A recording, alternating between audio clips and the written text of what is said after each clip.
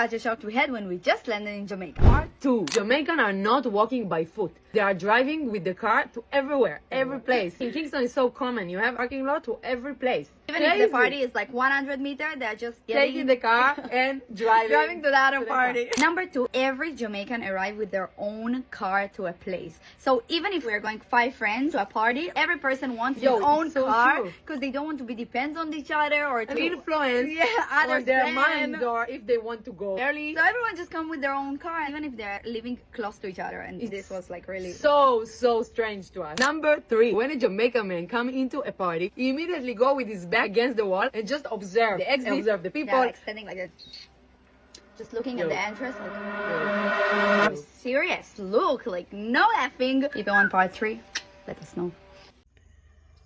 What's up guys, welcome back to the channel once again. This is Team Colobot. Kindly for watching me for the first time, please remember to subscribe, like and also comment. To my channel viewers, thank you so much for your love, for your support, for always coming back and watching my video. Greetings to my brothers and sisters all the way from the Caribbean country. You are really in my heart. So guys, tourists can't stop talking about Jamaica. Tourists are really in love in Jamaica. So guys, in today's video is a combination of video. Tourists, they have really coming out and said about Jamaica because Jamaica is one of the best destination center for the tours. So let's all watch this video and at the end, then I'll come back with more comment. Why are y'all being so mean to the Americans in Jamaica? Like, okay, hold on. Some people are annoying as fuck. Okay. The most annoying girl that I have seen is not from America. She's like from Bermuda, has an obvious accent. She's complaining about the food and somebody was like, have you tried internet? Not the point, Vita. But anyway, like y'all are saying, why would you go to Jamaica during hurricane season? The motherfucker open, ain't it? Jamaica don't close during hurricane season. We do have hurricane season every year, but a Cat 5 don't hit Jamaica every year. You make your plans and you hope for the best. But why would you have your wedding? Why you don't have travel insurance? It's like, oh my God.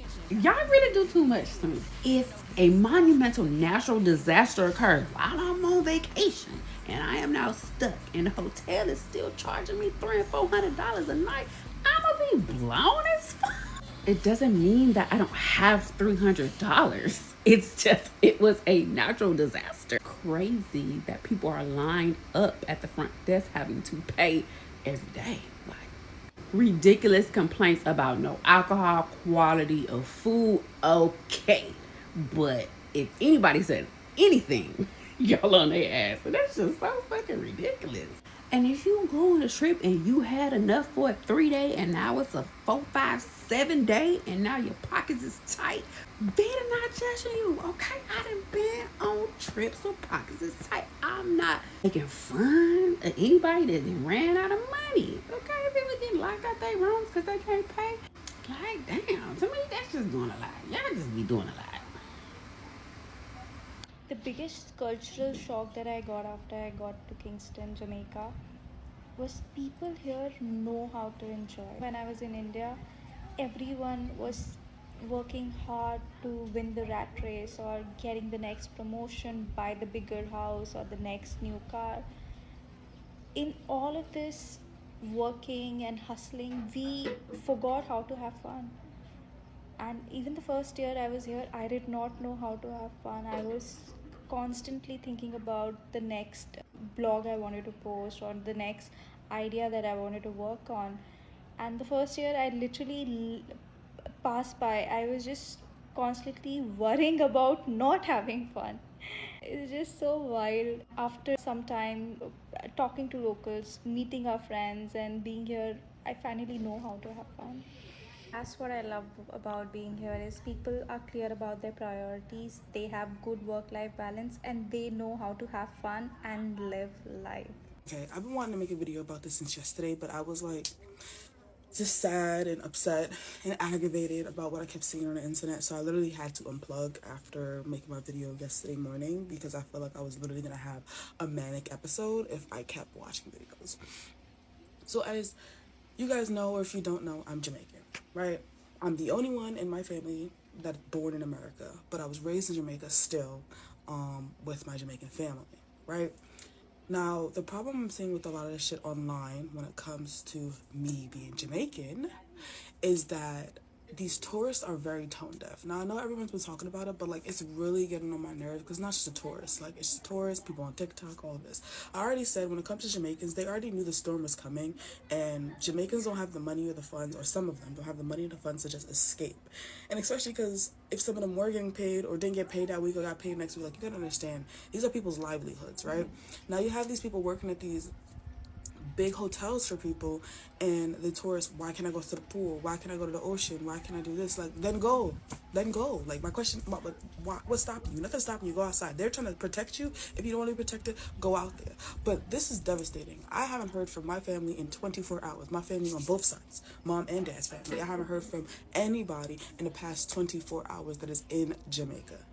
Okay, we are going on more than 24 at this point, and it's very upsetting for me because it's like I'm sitting here trying to find my family and do this, and people don't know what's going on, and all I'm seeing is, oh my God, they got us here, and like they're not feeding us, and I have to pay for extra nights and to pay for this. It would have been the same if you went in a hotel in America.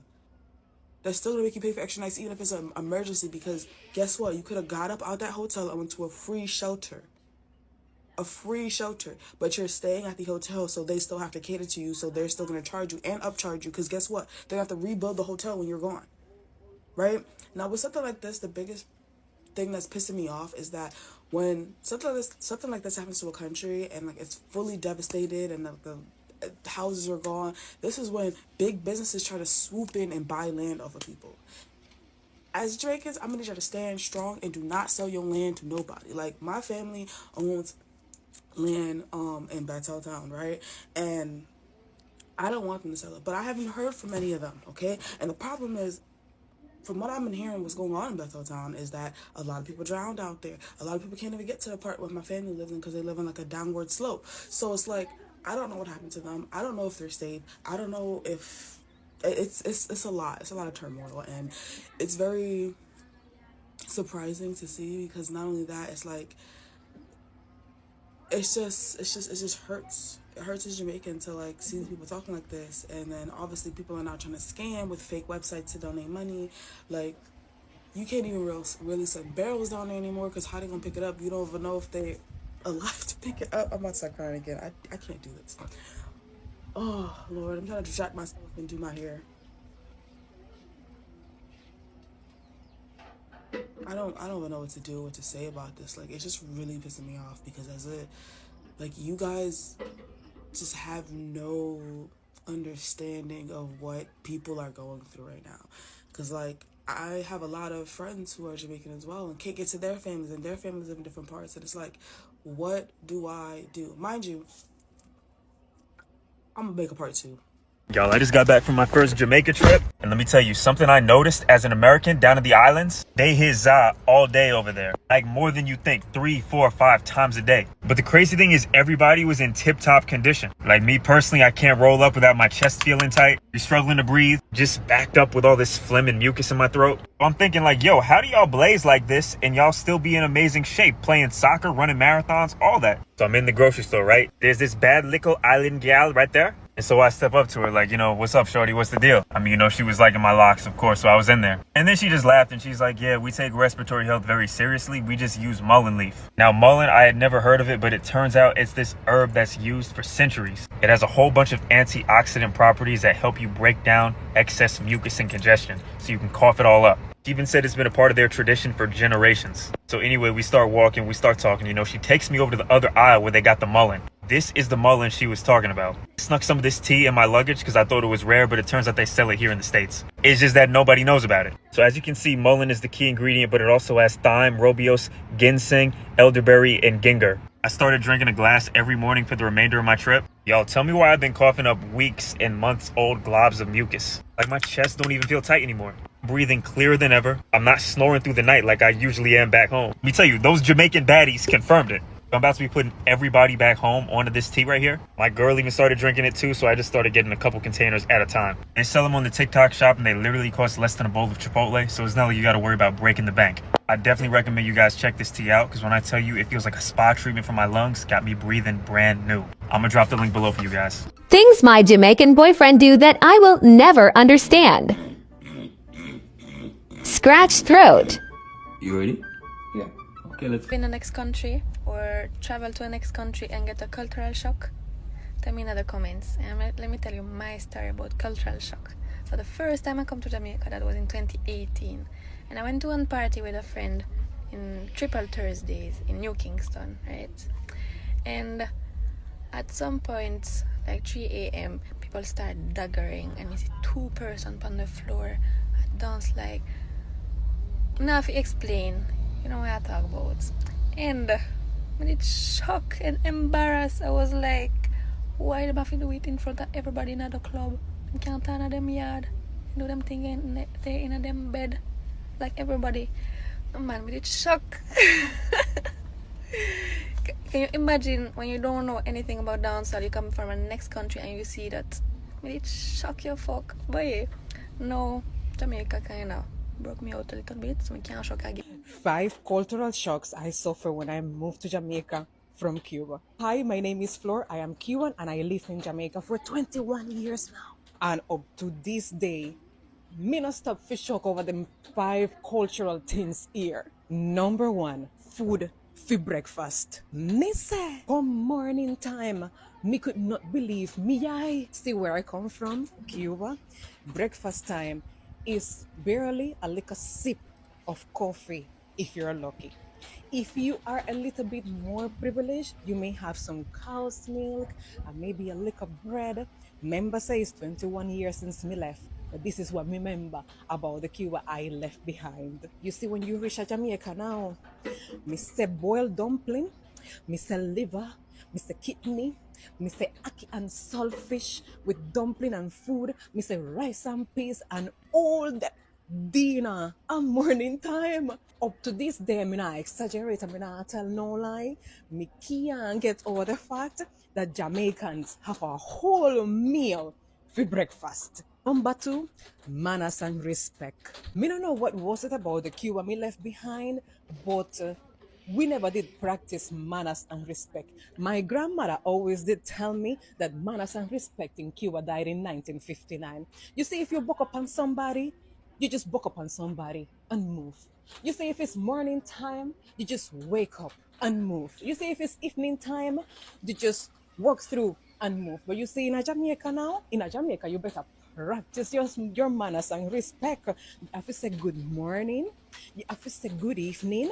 You have to say good night. If it's a night time and you know I go asleep, you still have to say good night. If you buck up on somebody, you have to say sorry. You have to say sorry.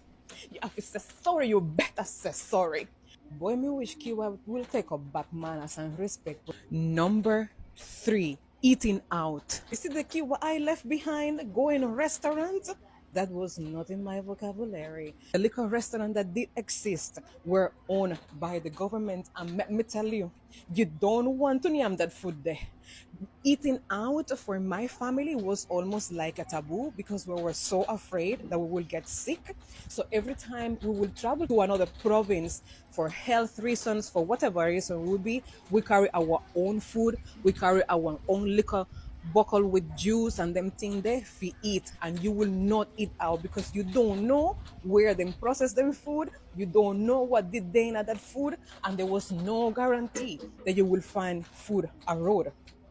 But you see Jamaica now, you just go a restaurant. You don't need no special occasion. Restaurant just dead. You have fast food restaurant, you have regular restaurant, you have cook shop, you have people that sell a roadside pan chicken and them thing there. A different culture this. Number 4, helper. I mean, no say everybody in Jamaica don't have no helper, but we can't deny say Jamaica has a helper culture because it's very affordable and it's very necessary. Up to this time, I have no helper. There's one lady that come and clean me yard once or twice per week, and that's about it. But my husband family did have the helper culture, and she always did have a problem with me. She always She never did like me because she's like, Miss, you need to sit down because I always want to wash the dishes and me always want to clean the yard and me always want to wash the clothes. And she's like, that is my job.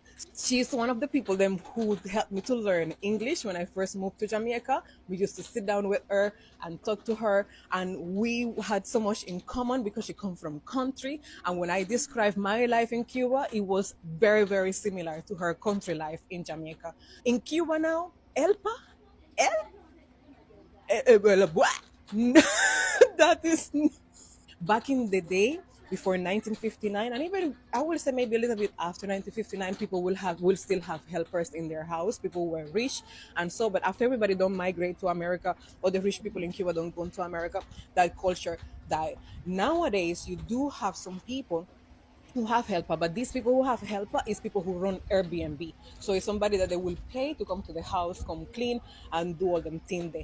But like living helpers and nanny and all them things, me never left that in a Cuba. Me never lived that in a Cuba yet. Number 5 is transportation. In a Cuba, public transportation, taxi, have your own car. Them things they don't exist over there. So no, 21 years ago when we left, nobody could have care. Now things change a little bit. But public transportation is still a struggle. Taxi is still a struggle and it's very expensive. I know everybody can afford taxi. So let me tell you what you are doing in Cuba. You are hitchhike.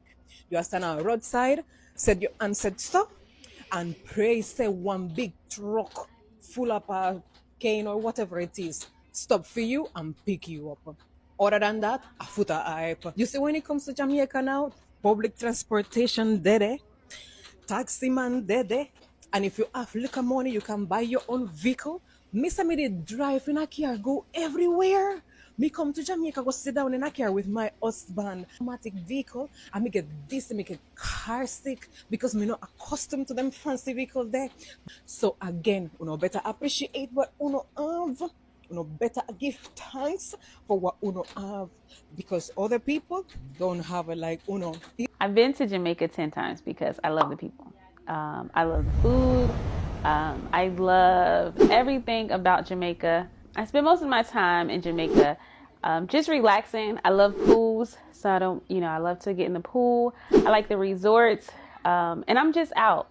I love the markets. I just love going out, doing different stuff. I like hanging out with the locals. So I love the street food.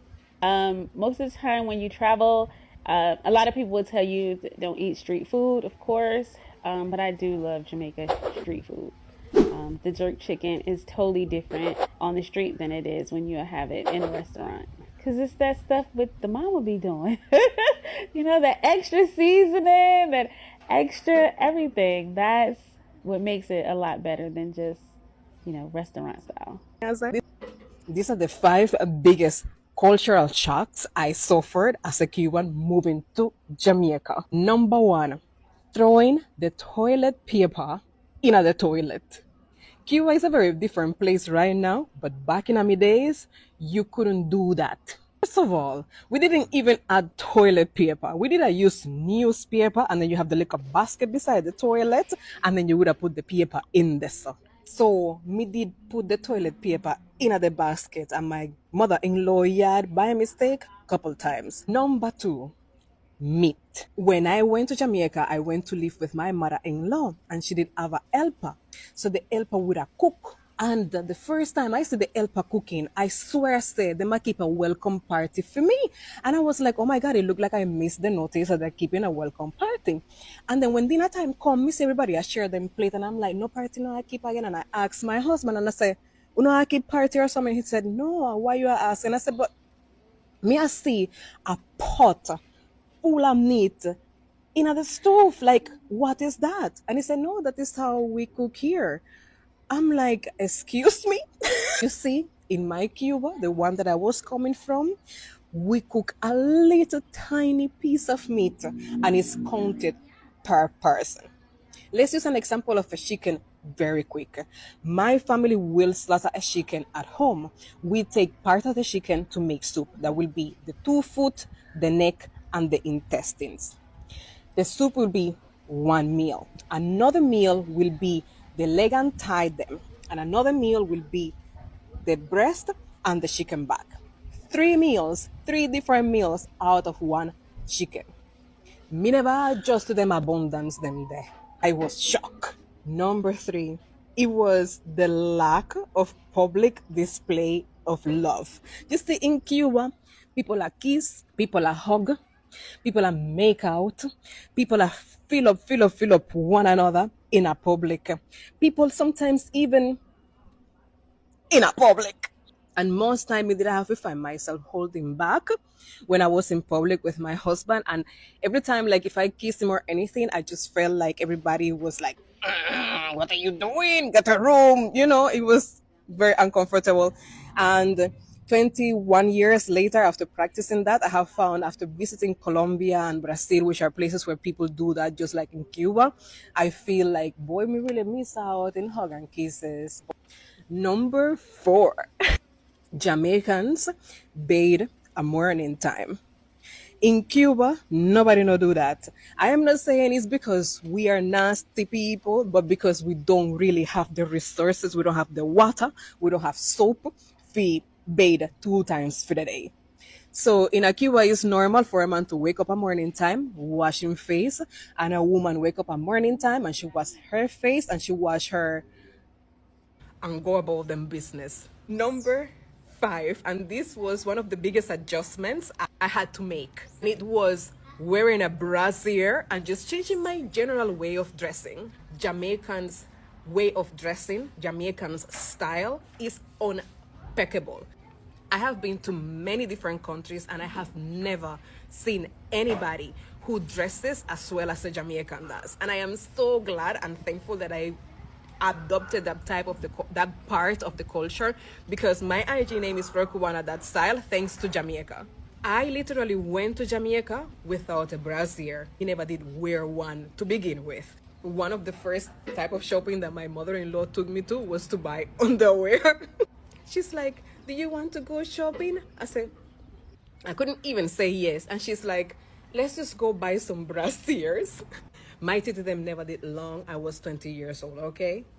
And another thing was adjusting to the way that you dress to go to work. You see, when a Jamaican dress to go to work, it come like them a go out somebody wedding, you know, everybody dress up. It dress up with so much taste and meticulously.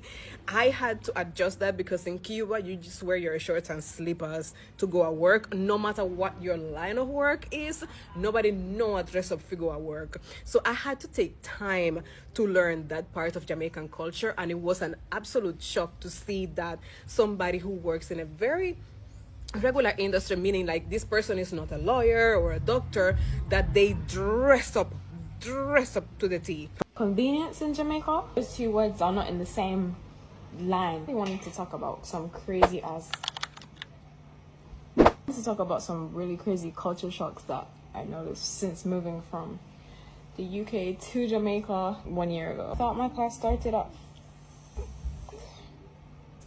3, so now I'm gonna wait. I mean, while I'm here though, there is no such thing as Dettol wipes. So, Dettol wipes, like the cleaning wipes. I've gone into supermarkets and asked for like cleaning wipes, Dettol wipes.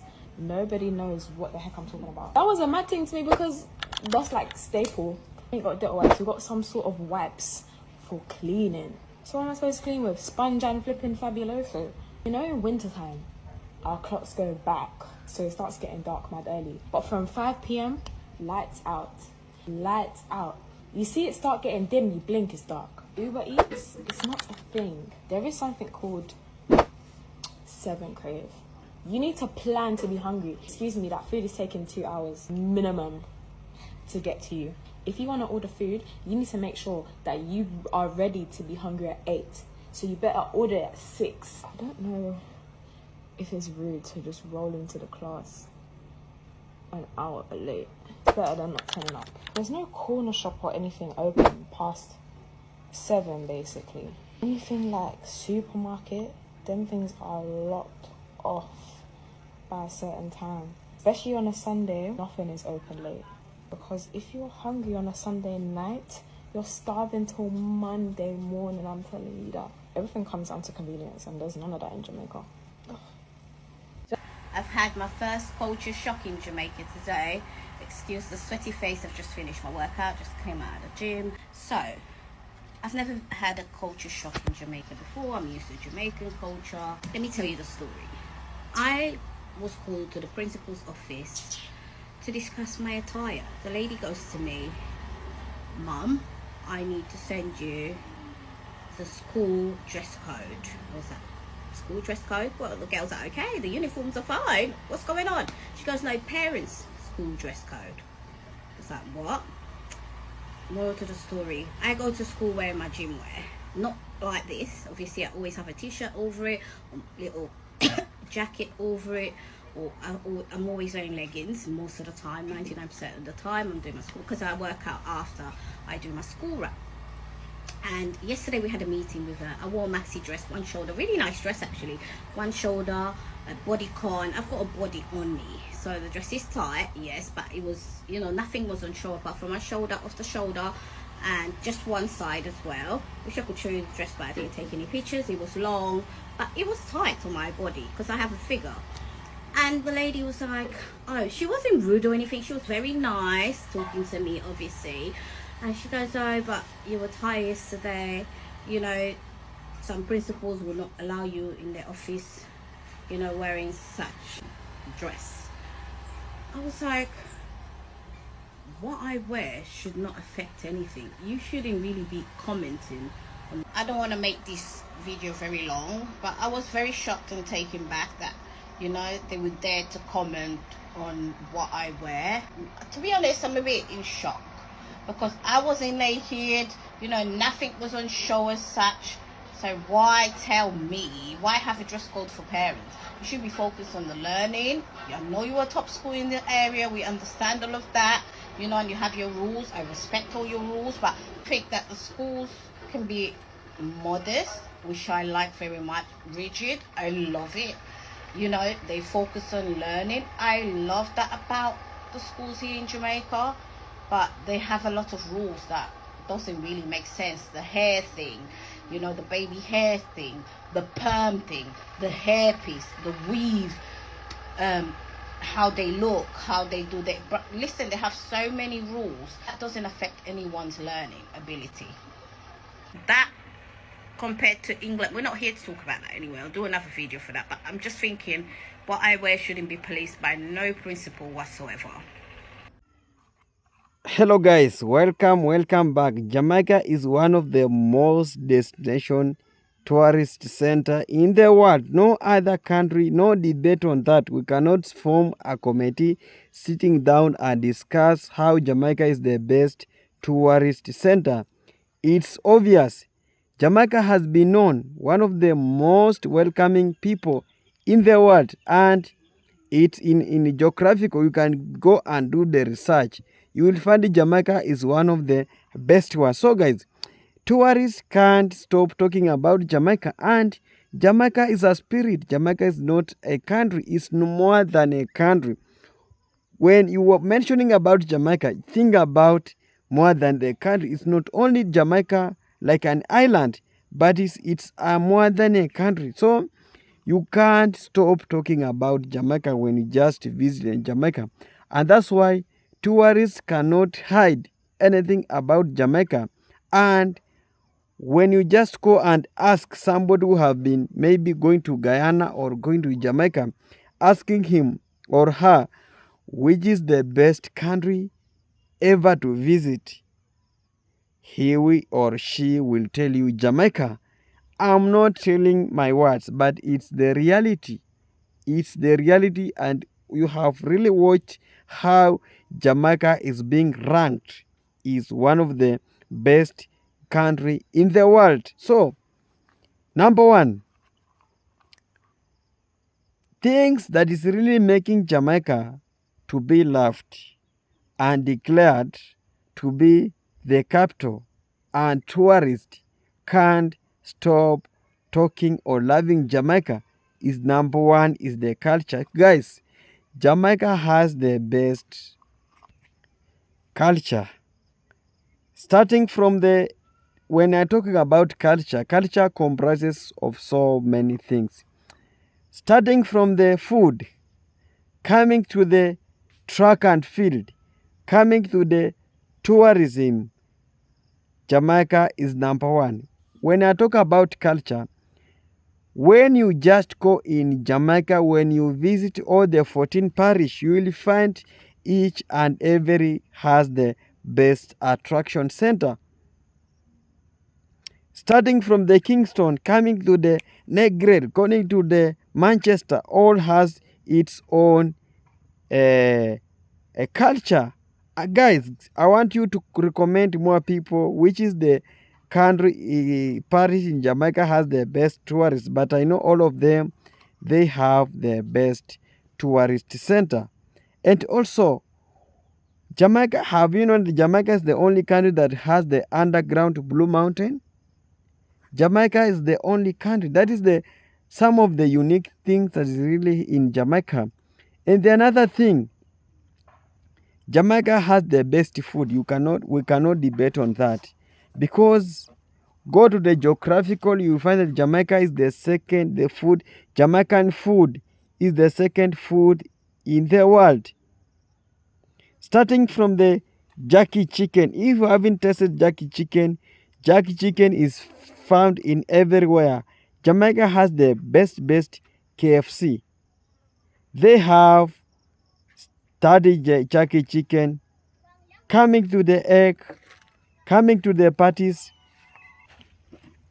I'm talking about. Because we just taste the Jamaican food, it's the connection. And that's why somebody cannot stop talking about the Jamaican food. And somebody tells us, Team Global, I'm ready to open for you a Jamaican restaurant in my country. That is how Jamaica is being taken seriously, because when a tourist just tasted that jerky chicken or patties or salty fish, that is how Jamaica is influenced. Jamaica has the best comedian. When you just come in comedy, Jamaica is doing very well in comedy. We cannot debate on that. And also, track and field, I can't stop talking about. When you just mention the name icon like the Usain Bolt, just a small island producing the fastest man in earth. That is the Jamaica I'm talking about. The all-time guys like the Cher and Fraser, and the upcoming one like the Tiak and Tina Clinton, and also the Alana Reid. That is the Jamaica I'm talking about. Don't forget the Sherika Jackson and so many other the athletics from the Jamaica.